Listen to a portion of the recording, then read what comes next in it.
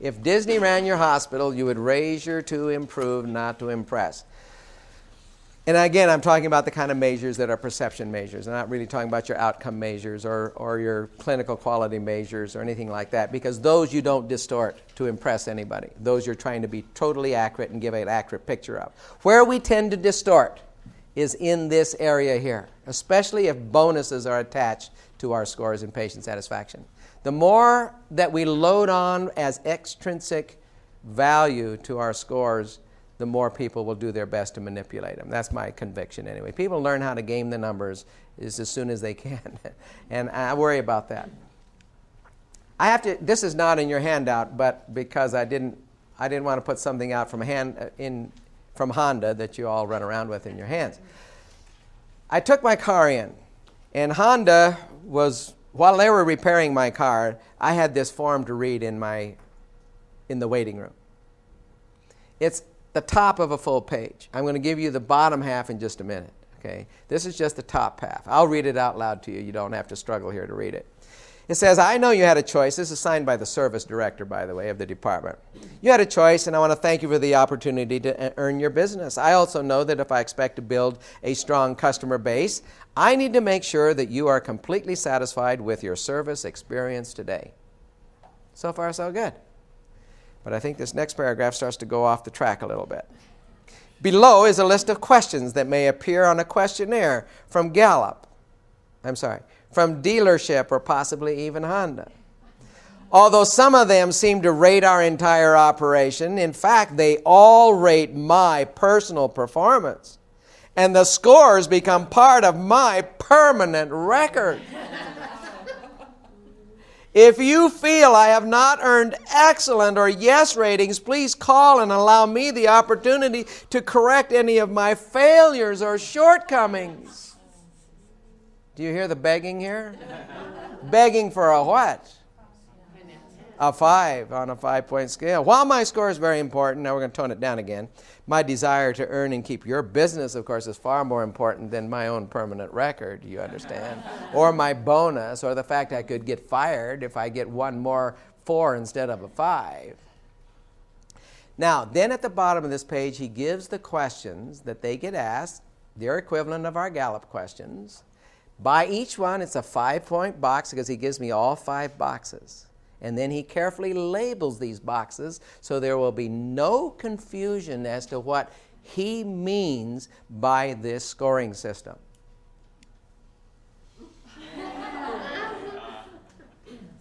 There are the questions and here are the boxes.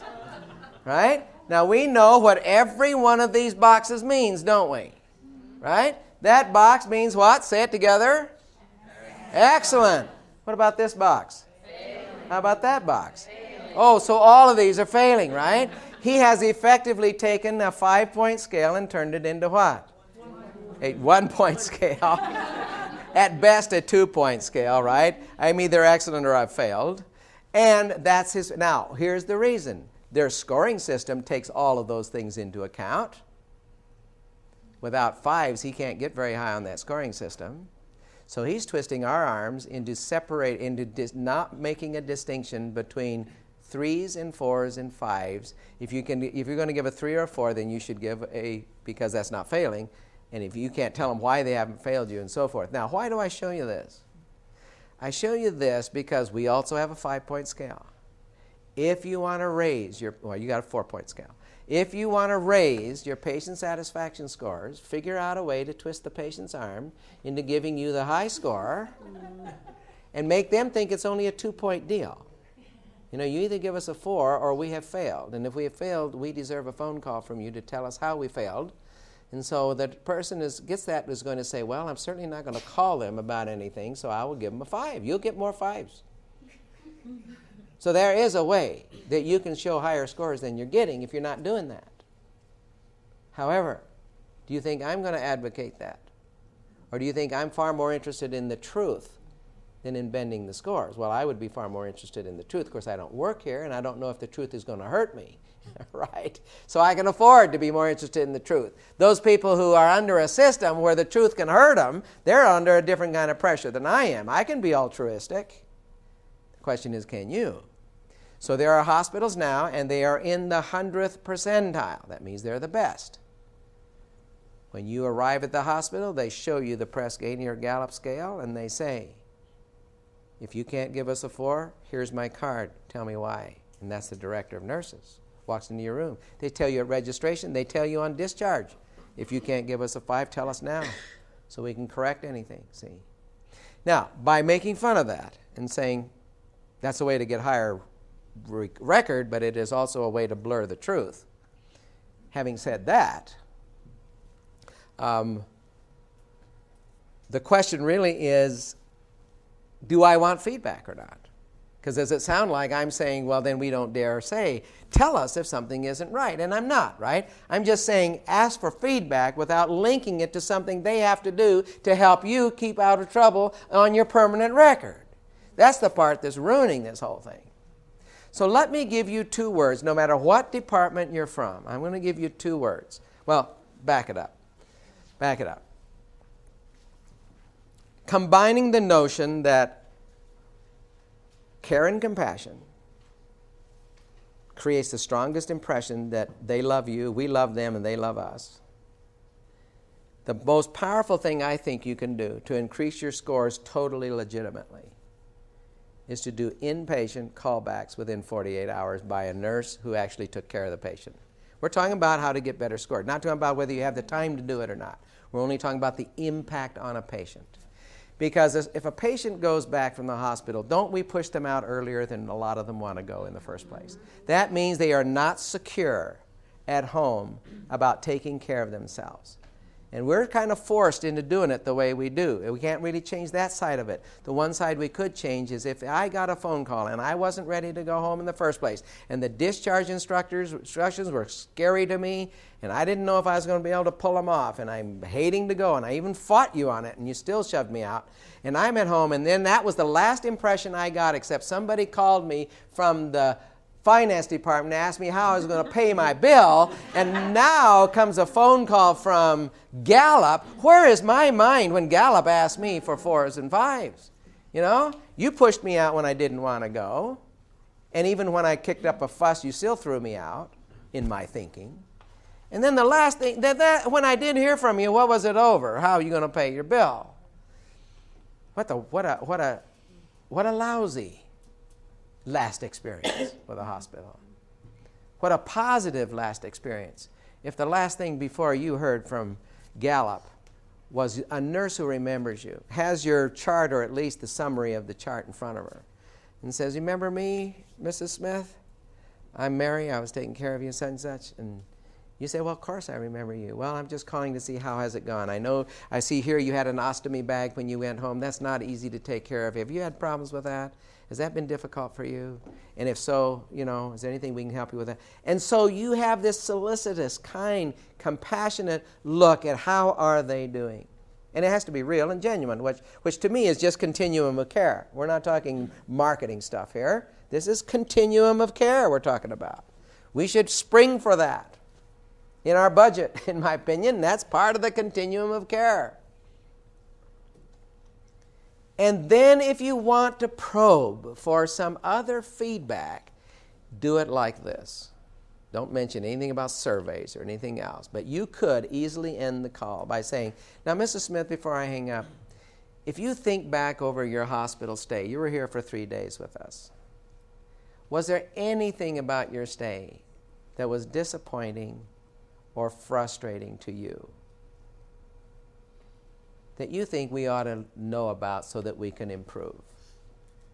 Do you think of anything frustrating or disappointing? If she says no, fine. If she says, well, now why have I chose those 2 words? Because here are words that do not work, that are often said. Was there anything we could have done to improve your experience? Who's going to stand up on a soapbox and tell you what you should have done to improve their experience? I mean, that's putting them in kind of an awkward position to tell you how to do your work. And if you represent housekeeping or you represent dietary in this hospital or the lab, you can go to the departments you serve and say the same thing. Is there anything frustrating or disappointing in dealing with our department? Not, how can we serve you better? People don't want to stand on that soapbox and point finger at you because you usually get defensive. Well, you could serve us better if you would do da-da-da, and the person says, well, you work in my department for a day and see if you think that's feasible. That doesn't lead anywhere. What leads somewhere is the honest question. Is there anything about working with us that's frustrating to you or disappointing? Then they can just talk about small things. And then it is your job to take that back to the department with your staff and say, I'm getting this feedback. It frustrates people when we do this. Is there a way we can change that? Not asking them to tell us how to change it. We know the frustration, and we ourselves volunteer to change it. When you volunteer to change something, it is a completely different psychological dynamic than when we're responding to a person's demands that we change it. It's a different psychology, wouldn't you agree? When we're volunteering ourselves to make it less frustrating for somebody else. I like these two statements here from the book, Good to Great, and it nails what I've just got through talking about. Good to great companies set their goals and strategies based on understanding. Comparison companies, and I have to stress this word comparison were the companies that did not go from good to great. What they discovered is that comparison companies tended to set their goals and strategies based on bravado because we're in the 99th percentile and that kind of thing. And it was like, if you're basing what you do on bravado, then that's back to you're trying to impress somebody. And that's why you score things the way you do, to look as good as you possibly can. Then the other statement that they use this what we call the Stockdale paradox. A key psychology for leading from good to great is the Stockdale paradox. Now, Stockdale was a person who had been in an enemy concentration camp, I believe in Korea, for many years and survived it. And he wrote a book on his survival that pointed out that the optimists did not survive and neither did the pessimists. If you were so depressed and you knew it all end in failure, it probably would. And if you're so optimistic that you thought you were going to be released by American paratroopers within the year, and it goes on for 6 years, you lose all hope. What really works is this. And he was one of these who was able to keep this strength of character all through this ordeal. And it came from retaining absolute faith that you can and will prevail in the end, no matter how bad it gets, regardless of difficulties, and at the same time confront the most brutal facts about your current reality. I may be here until I die, but I'm not going to go down easily. So they're neither the pessimist nor the optimist. There's something in the middle that great organizations have that he called the Stockdale paradox. We face the brutal facts about what is really truth about us, because only with truth can we move ahead into the next level of greatness. Finally, I would add, just so that we don't confuse what I've been talking about today, I'd add these thoughts. You can get to loyalty. You cannot get to loyalty by focusing only on those things that give satisfaction. Improving systems will increase satisfaction, but not probably loyalty. So a lot of our process improvement is about processes and systems, rightly so. Because if people are waiting 6 hours in the ED on average and you reduce that to 3, it's going to create a lot more satisfaction, but I doubt it if it is an instant service, it'll ever give you loyalty. Necessarily, the time alone. Do you see what I'm trying to say? You're increasing satisfaction, but it's not enough to increase loyalty. I did get my loyalty nailed one time by an emergency department. In fact, I had a kidney stone. It was my 3rd kidney stone. 2 o'clock in the morning. I'm out of bed. I'd been 2 hours out in the living room so I wouldn't wake my wife. I'm out in the living room struggling with the pain and groaning and moaning over this. And by 2 o'clock in the morning, and I had started to jump off of a chair because one of my kidney stones, now this could be coincidental, but I had this, the kidney stone, the pain is the back pressure to your kidney because the stone is lodged in there and the fluid cannot get down through the channel where it has to go. So no fluid, that means that it keeps backing up. And so the pain of a kidney stone is this backup pressure. It's not the stone. It's not the irritation of a stone. It's the back pressure. So I had this notion that, well, if it's a little like a bag, and you jar the bag, right, it goes, oof, it blows. See? So I was jumping off of chairs and landing on my heels in order to blast that stone through. And it worked one time. At least it happened.